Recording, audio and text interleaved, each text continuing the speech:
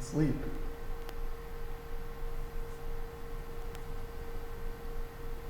You have calmed me.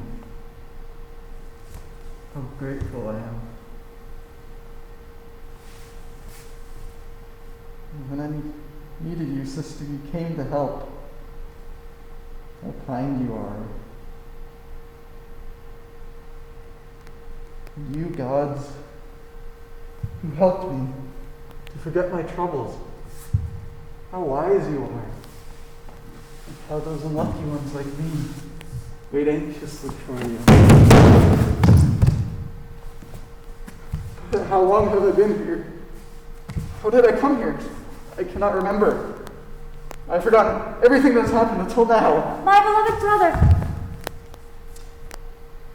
I'm so grateful that you slept so soundly. Now then, shall I help you to rise?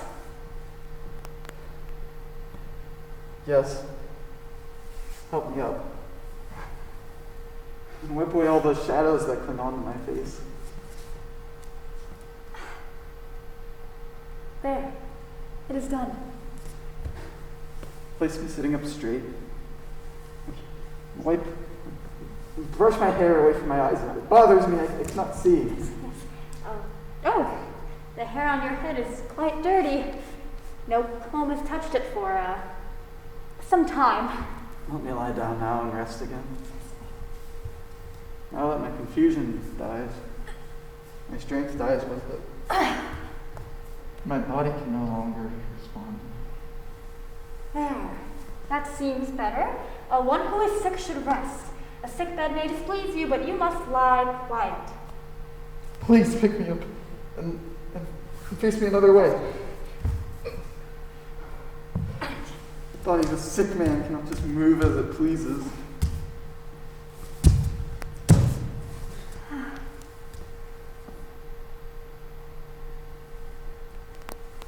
How horrible. You just do all that I asked for, one task after another. Don't you wish to try and put your feet on the ground and try to rise by yourself? It's been so long. Wouldn't you like to try walking just a little bit? If you try to change your spirits, you'll feel better. Yes.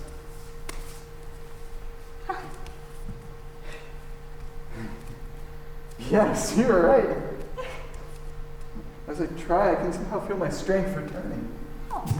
I know that I'm not yet well, but this feeling superb. Oh, well, now that the Furies brought you back to reason, please listen to what I have to tell you. I'll have you something to tell me now. If what you want to tell me is good, I will be happy. But if it's bad, I've already heard enough. And please, my dear sister, you must not become wicked like the others. You must become quite different from them. Please, I beg of you. I don't just say this as some sort of pretext. I speak from the bottom of my heart. I beg with you, I plead with you. And for you, Mother, I have a demand for you as well. Do not incite those daughters of yours onto me. Sticks stained in blood. They come for me. They spring on me. Poor Orestes, try not to be afraid. Get back into your bed. I know you say that you can see all clearly, but all of this is in your head. There is nothing. Fears. Eyes are like those of gloomy dogs. They would kill me. The priests who go to dead in the underworld are coming for me to kill me. Please don't speak. I will not let you throw yourself without so full of anguish. I will hold you tight with these 2 arms. Speak! You too are one of those Furies who would come after me. Give me the horn bow. A gift from the great Apollo himself. He told me that if the Furies frighten me and twist my thoughts, I could chase them off with this. Disappear! Or you'll see, even a god can be shot by the hands of a man. By my very hands. Are you not listening to me? Why do you come to hesitate? Set wings aflutter. Skim the great skies and urge on the divine Apollo.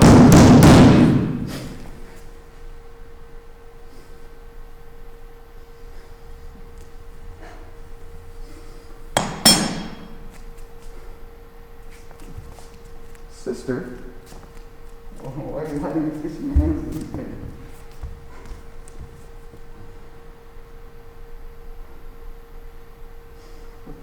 that cause you pain and trouble. But you must not weep at my misfortunes. You have been virtuous. I killed our mother. And I blame Apollo, for he tempted me and led me to carry out such a disloyal act, promising to bring joy, but really he did nothing for us. If I could speak with my father, I could ask him if I should have murdered my mother. He would have surely said, "She is the woman who gave birth to you. How could you pierce her throat with a sword? I have slaughtered my mother, and I have met with bitter days, and I'm full of remorse. But that is all over now. My father will never come back to life."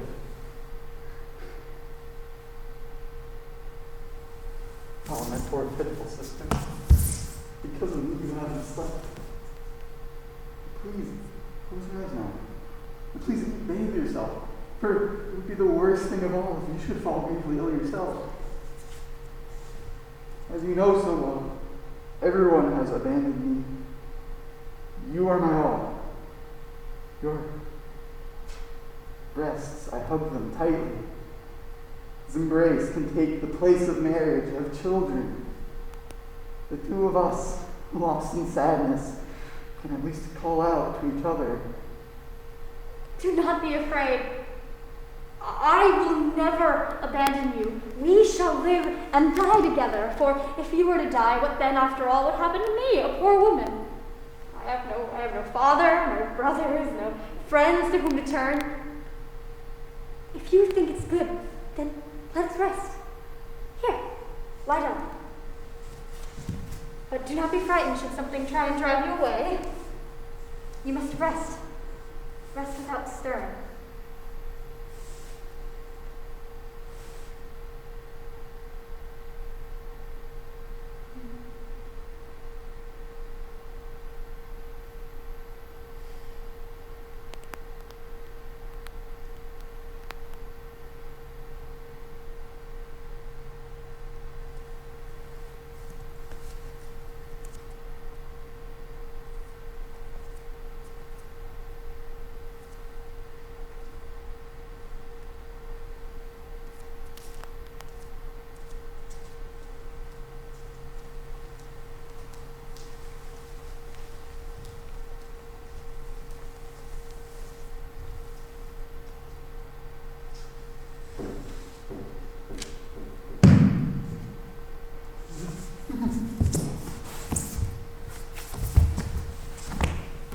I certainly have never abandoned you. I have always been by your side and bestowed my protection upon you even when we were far apart. There was certainly no great god who held any animosity toward you. And as for those revolting women, they will rot under the ground in the dankest hell, where they will earn the hatred of men and God alike. Now, you must flee.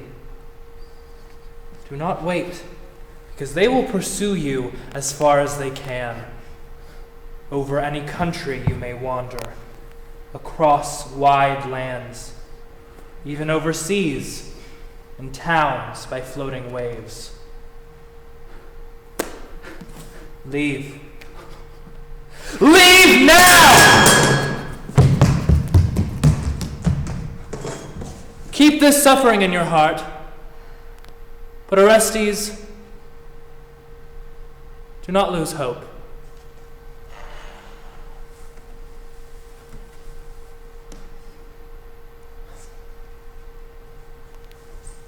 You there? It's time for you to flee. I order you to leave this place. This land where you live is a land where executioners dwell, where men's eyes are gouged out, their throats slit, where future generations are murdered, where children are violently abused, their hands and their feet cut off, where victims are buried alive and run with stakes as they screamed themselves to death. Leave! There is no shepherd to look after your roaming flock. Listen! Listen to what we have to tell you. All of this happened because of you.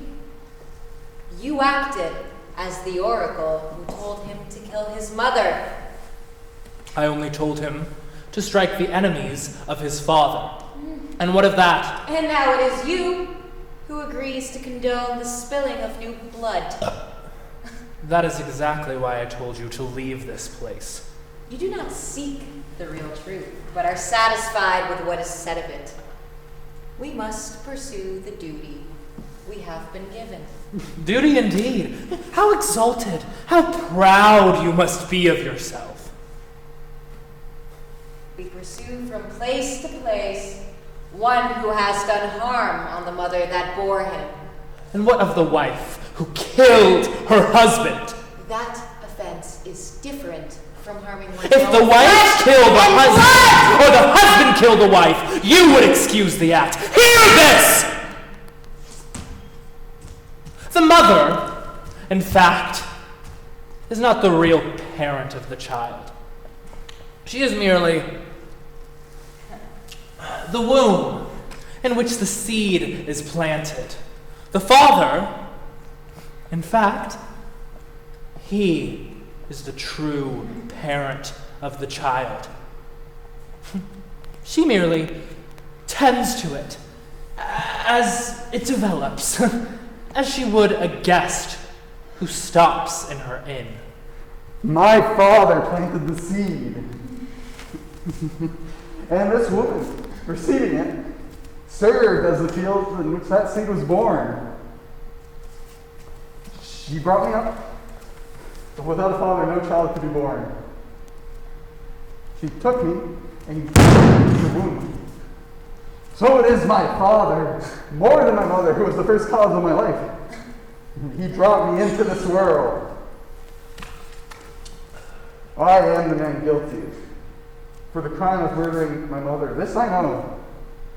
What I did was slaughter the enemy of my father. I have committed no crime. There was nothing else I could have done. My mother was polluting her crimes twice over. On top of murdering her husband, she killed my father.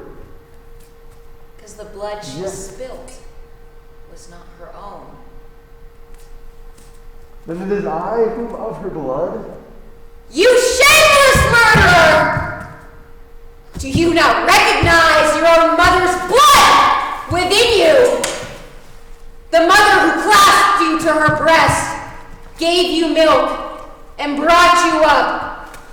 Whatever you two say, we will never give up this man.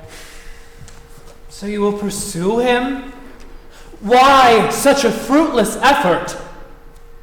In any case, it is by the power of Zeus in all his majesty that because a mother's blood was spilled, we like hunters must pursue this man who deserves a righteous punishment. A mother's blood, once spilled, will not flow back into her body again. Water dashed on the ground is gone forever. We will drag you off, Orestes, to a dry and stony hell. I have helped all of Greece in these acts.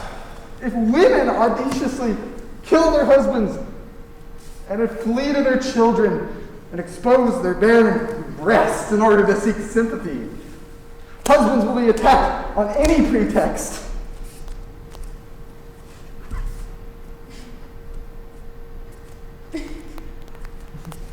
In any case, the deed is done.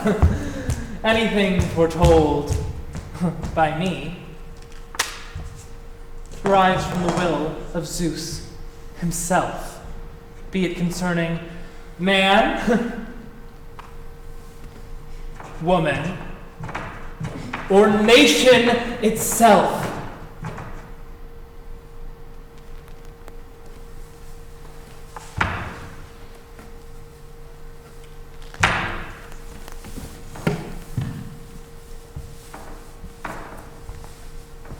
How the old laws are being torn apart. How far must such miseries extend? We will use every strength at our command to pursue those murderers who in their bestial ways will do nothing but harm this city and country. Otherwise, on this very ground, poisons will spew out. Leaves and branches shall wither. Mothers shall be barren. Citizens will suffer bitter thoughts as their offspring wilt and die. Be one with us, Mother of the Night! Protect our ancient glories!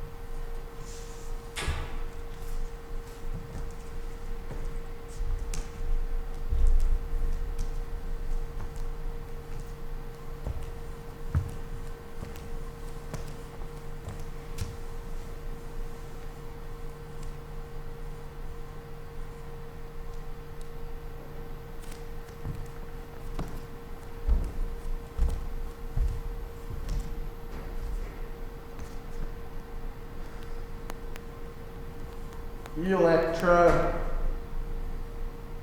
my sister, I killed our mother.